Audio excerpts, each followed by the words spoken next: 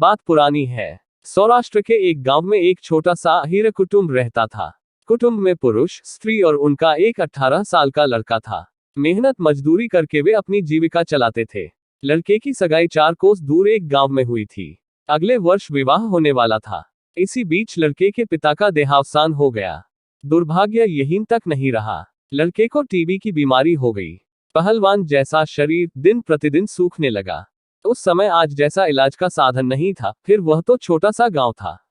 ऐसी स्थिति भी नहीं थी कि किसी बड़े शहर में ले जाकर विधवा मां अपने बेटे का इलाज करवाती।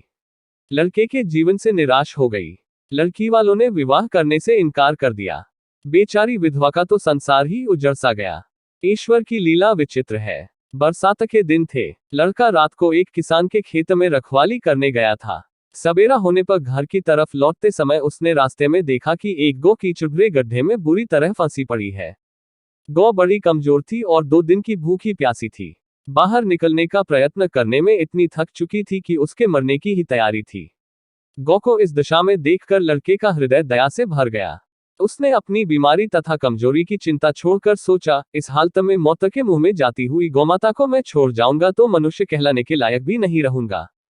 उसने गौ को बाहर निकालने का मन ही मन निश्चय किया और प्रतिज्ञा की कि जब तक गौ न निकलेगी तब तक मैं अन्न जल ग्रहण नहीं करूंगा। वह खेत पर वापस जाकर एक मजबूत रस्सा लाया और आगे से गौ को बांधकर खींचने लगा, पर यह उसके अकेले के वश का काम नहीं था।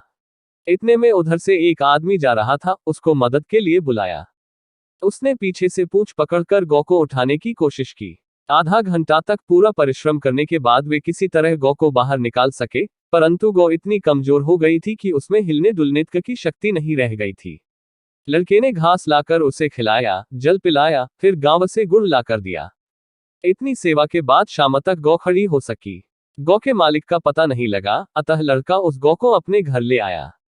इसके बाद उसने अन्न जल ग्रहण किया। माता पुत्र ने गौ की खूब सेवा की। गौ तंदुरुस्त हो गई। समय पर ब्याए और माता पुत्र को उसने अमृत सा दूध पिलाया। यह तो सेवा का प्रत्यक्ष फल मिला।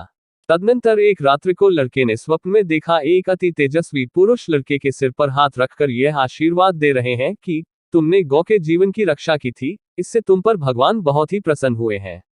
भगवान की कृपा से तुम्हारी बीमारी तुरंत मिट जाएगी और भी कोई कष्ट होगा तो सब भगवान कृपा से दूर हो जाएगा। इतना कहकर वे महापुरुष अंतर्धान हो गए। लड़के की नींद खुल गई। उसने सब बातें मां को सुनाई।